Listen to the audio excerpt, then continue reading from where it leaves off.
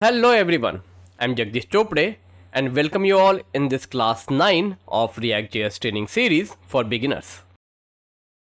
Now in last class we covered event handling. Now in this class 9 we will cover useState hook. So let's get started.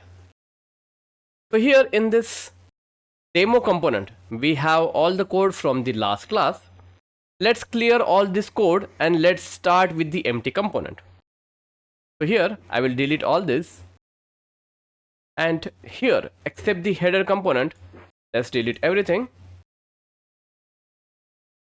And here in the header component I will pass useState hook as a title, which is the topic of today. Now here add one h1 and let's say hi Jagdish. Save this and we can see the same on the screen. Now here this Jagdish, the username, I want to have it to the variable. So here in the top let's create one variable, let's say username, and in the same I will assign this Jagdish as a value. And here if we remove this we will not going to see anything, but now let me add the value of the username from this variable by using expressions. Now if we save this we will see this Jagdish here, but now it is coming from the variable. Now let's add one button here and let's call that change username, and on click of this button username should get changed to some another name. So here I will capture the on click event, and to that I will assign one click handler. So let's create one click handler here, and let's say constant click handler. To that I will assign one arrow function, and within this let's change the username to, which is this variable, to any another value, which is, let's say, Sandeep. And the same event handler I will assign to this on click event. Let's save this and let's click on this change username button, and once we click on this we can see one error is there, assignment to constant variable at click handler, which is in the demo.jsx line number 8 column number 9. So here in this file line number 8 and column number 9 we can see here we have some error, which is username is constant. That is of course because we declared this variable by using constant. Now we declare a variable with a constant keyword only when we are not intended to change the value of that variable. But here I'm planning to change the value, so instead of this constant I will use let to declare this variable. With that, if we save this and let's refresh the page and let's try clicking this button, and I'm clicking on this button but I can see nothing is happening. And here I can still see one error, which is cannot assign variable after render completes. So what is this error? So what I will do, I will add a console log and let's check the value of this username variable, that if it is getting changed or not. So let's save this and here refresh and let's click on this button. I can see in the log the value Sandeep, which is new value, is getting printed. That means the value is properly getting updated in this variable name. But then why it is not getting printed or getting updated here in the DOM? To understand this, we need to first understand the life cycle of components in React, how components are getting executed here in React. So in React, once any component is getting executed, it executes from top to bottom. And in React the component communication. That means a communication from component or from React to the DOM is unidirectional. That means all the data from component get passed from React to DOM unidirectional. That means from React to DOM only, not from DOM to React. Let me elaborate.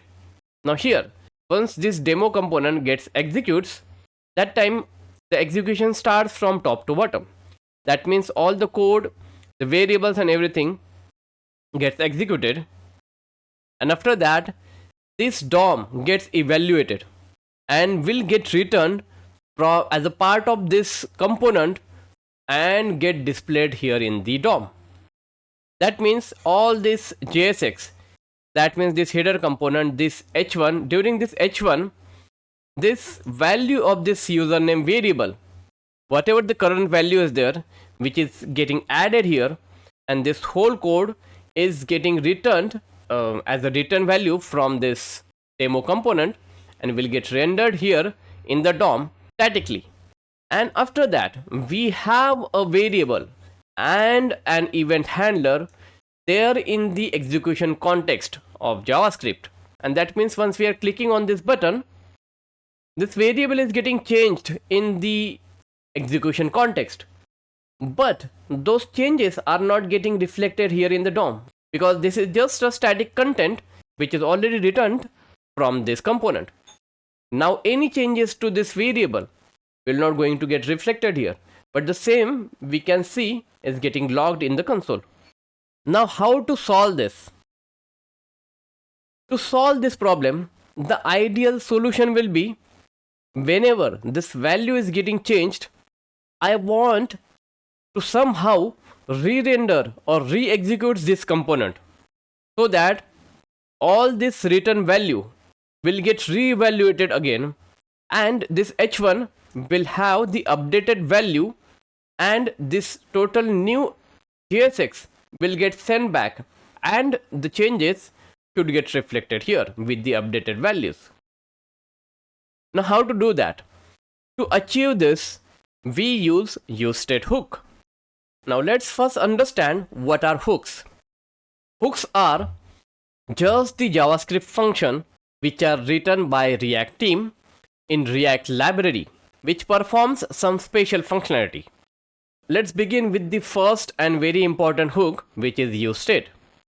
To use that, we first of all need to import it. Here, I will import the useState hook,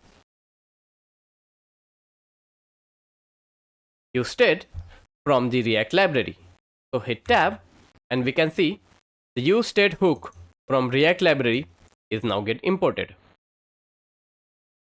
And the same I want to use it here. So instead of this normal variable, I will define the variable by using this useState hook. For that, let's comment this variable, and here I will define the state by using useState. Now useState is nothing but just a function, because we already discussed hooks are nothing but the special functions. So here I will call this as a function, and here the parameter is whatever the default value we want to have for this state, that we can pass it here.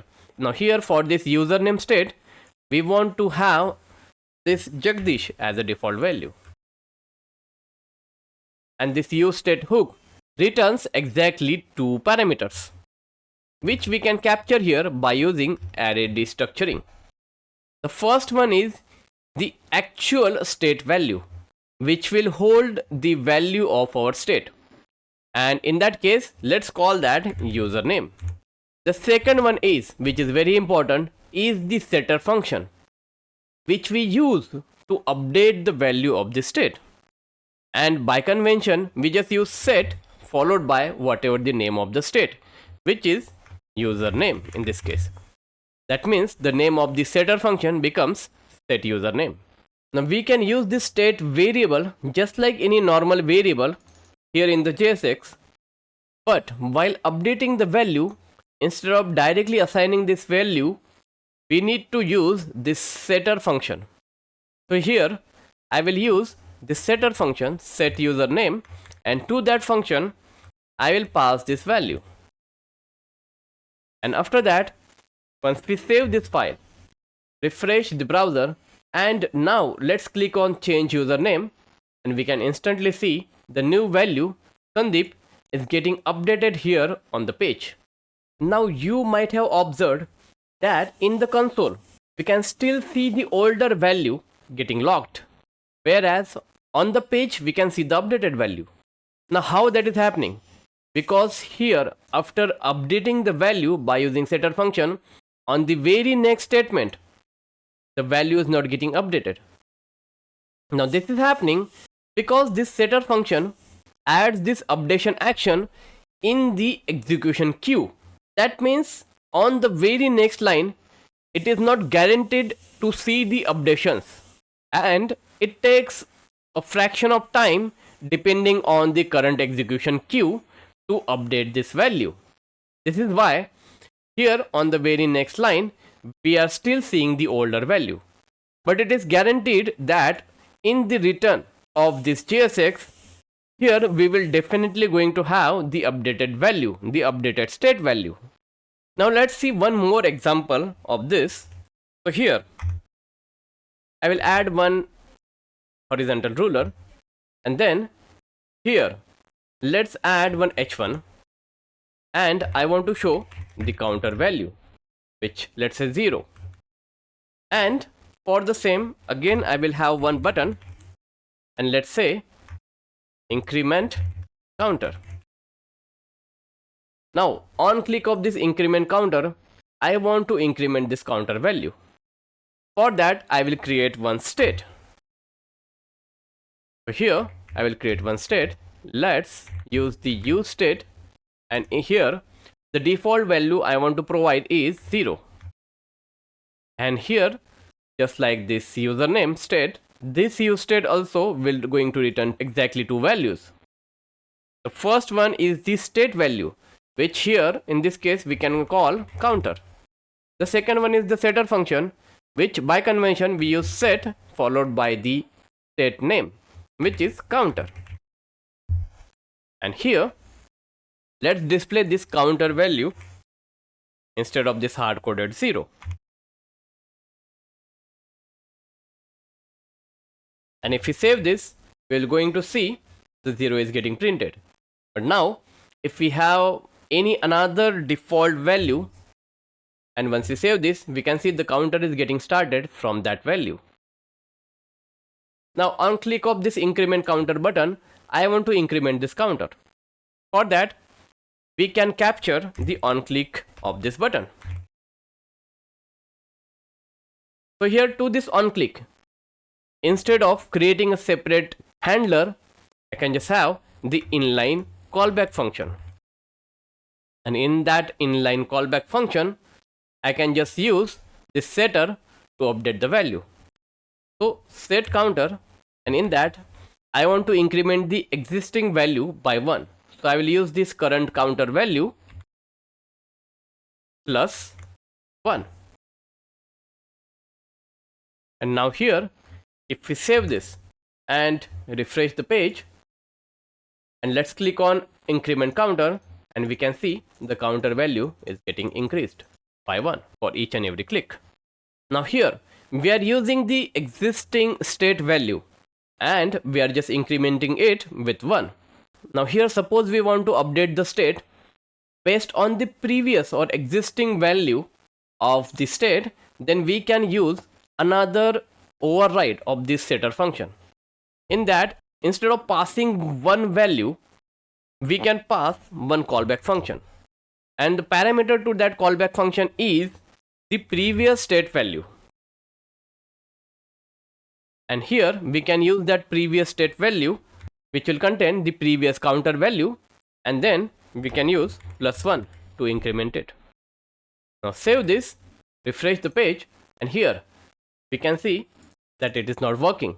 That is because from this callback function we are not returning any value, and we already saw when we are using the curly braces, At that time, we need to explicitly set the return value with the return keyword. Now, if I use the return keyword and I save this, and on click of this counter, let me first of all refresh. On click of this counter, we can see the counter value is getting increased.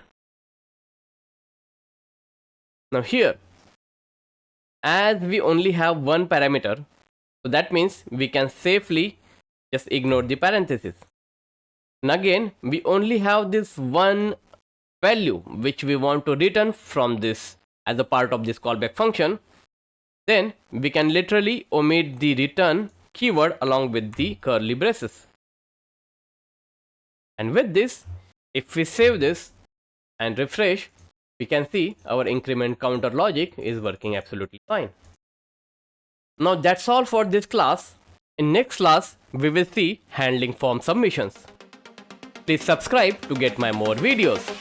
Thank you.